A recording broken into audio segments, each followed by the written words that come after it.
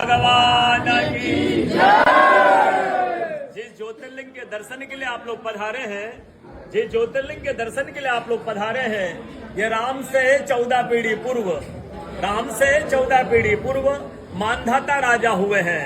शिव पुराण में उल्लेख है, जिन्होंने मां से ने पिता से जन्म लिया था, उनकी तपस्या से ये शिवलिंग प्रकट हुए, स्थापित लिंग नहीं है। जिस प्रकार आरती करते हम प्रण अक्षर के मध्य, ओम अक्षर के मध्य, यह तीनों एका, जय शिव ओंकारा। एक शिवलिंग में ब्रह्मा विष्णु महेश निराकार धरती से प्रकट हुए हैं। इसलिए अखंड दीप यहाँ जो जल रहा प्राचीन समय से, एक ही दीपक में 3 बातियां लगातार जल रही है, ब्रह्मा विष्णु महेश की। इस पहाड़ी के ऊपर 7 किलोमीटर का परिक्रमा मार्ग है, वो भी ओम आकृति में है। जो पर्वत पे हम प्रभु के दर्शनों के लिए खड़े हैं, यह पर्वत स्वयं शिवलिंग की आकृति में है। चारों तरफ नर्मदा मैया जलहरी बनकर बह रही है।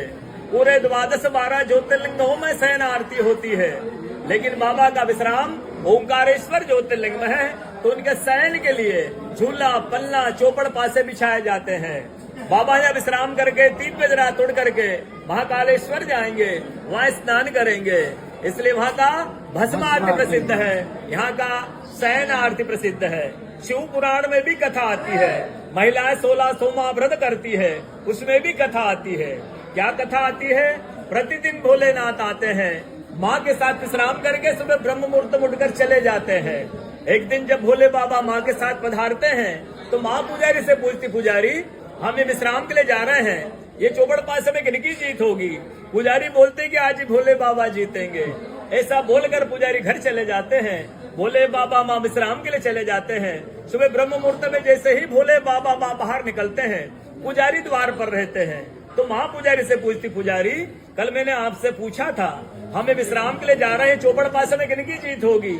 आपने कहा भोले बाबा जीतेंगे। भोले बाबा नहीं, मैं जीती हूँ। माँ ऐसा बोल करके उनको श्राप दे के चली जाती है। उनके तुरंत पश्चात अप्सराएं शिवलिंग पे जल चढ़ाने आती है।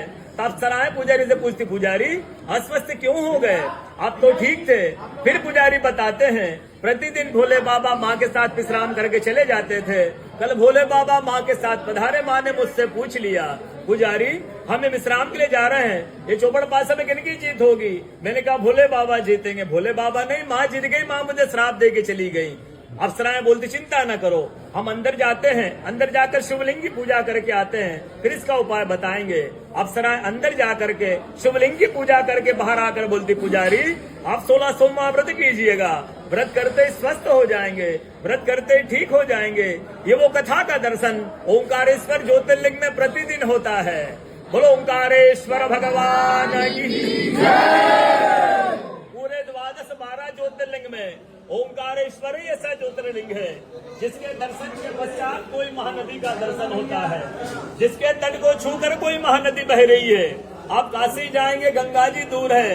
आप उज्जैन जाएंगे, क्षिप्रा जी दूर है। आप सोमनाथ जाएंगे, समुद्र है। लेकिन ओंकारेश्वर ही ऐसा ज्योतिर्लिंग है, जिसके दर्शन के पश्चात कोई महानदी का दर्शन होता है। वो महानदी है रुद्रदेहाय विद्महे मेघलकन्याज धीमहि तन्नो नर्मदा प्रचोदयात्। भगवान शंकर की देह से पसीने के बूंद से निकली है मां नर्मदा।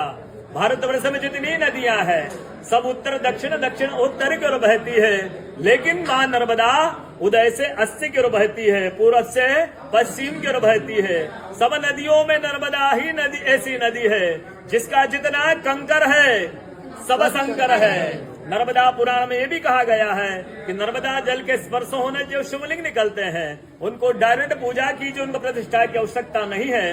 नर्मदा जल स्पर्श होने से वो स्वयं प्रतिष्ठित हो जाते हैं। जब अयोध्या में राम लला जी की स्थापना की गई थी, जब 2.5 फीट का नर्मदा का शिवलिंग ओंकारेश्वर से ले जा करके अयोध्या में राम लला जी के साथ स्थापित किया गया है। पुराणों में कहा गया है, रेवात डे तपम कुरियात मोक्षदायिनी गंगा। कलयुग में आपको तप करना है तो नर्मदा किनारे जाइए, कलयुग में आपको मोक्ष चाहिए तो गंगा किनारे जाइए। रेवात डे तपम कुरियात मोक्षदायिनी गंगा। कलयुग में एक तपस्वी संत का अनुभव बताता हूँ मैं आपको, जिन्होंने नर्मदा किनारे बरसों तक नर्मदा का तप किया। तब का समय देखते हैं, सुबह सुबह 3 से 4 बजे ब्रह्म मुहूर्त में कोई माई आती है, वो नर्मदा स्नान करके लौट जाती है।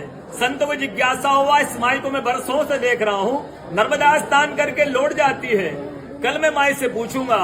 वो माई 3 से 4 बजे ब्रह्म मुहूर्त में नर्मदा स्नान करके लौट रही थी। संत ने देखा माई जा रही है नर्मदा स्नान करके।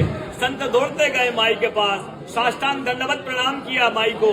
प्रणाम करके पूछा है, माई मैं बरसों से आपको देख रहा हूँ, नर्मदा स्नान करके लौट जाती है, हे माई अपना परिचय दीजिए। तो माई अपना परिचय देती है कि मैं गंगा हूँ, कलयुग में शुद्धिकरण करने के लिए, नर्मदा स्नान करने के लिए आती हूँ। बोलो गंगा मैया की नर्मदा मैया की ओंकारेश्वर भगवान की कथा के आनंद की सारे भक्त और भगवान की